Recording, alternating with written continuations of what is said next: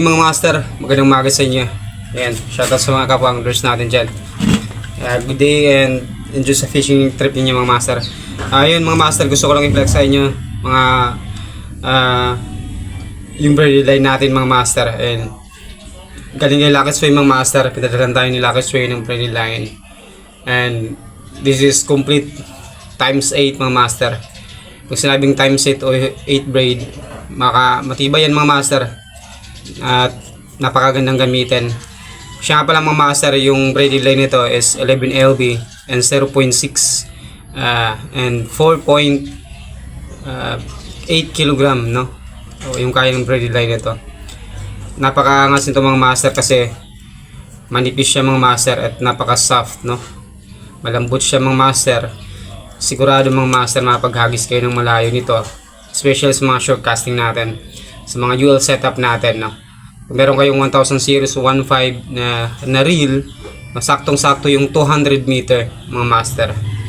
Swak na swak yung 200 meter para sa mga UL setup natin. Yung kagandahan dito mga master, kasi yung braided line nito ay napaka-soft na at saka napaka-nipis mga master. Yan. 8 times braid to mga master. Matibay ito, sigurado.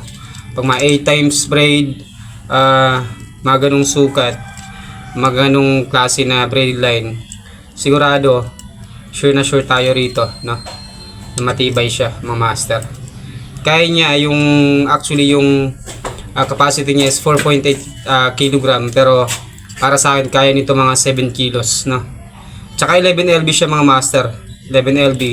Yung 11 LB ni Lucky Sway is napakanipis, no? Very thin, no? Super thin talaga mga master. Gusto pang i-flex mga master, nakasabi rito ultra low visibility, no? Meaning to say hindi siya ganong nakikita talaga sa dagat, no? Low visibility siya mga master. Hindi siya makikita talaga ng mga isda.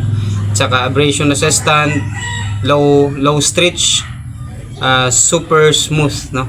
And totoo nga yung sinabi dito, smooth nga siya mga master. Ayan, napaka smooth niya mga master. Ito talaga yung mga convenient gamitin, magandang gamitin para sa mga short casting natin, no? Sa mga UL setup. Okay, hanggang dito lang and enjoy sa fishing trip ninyo.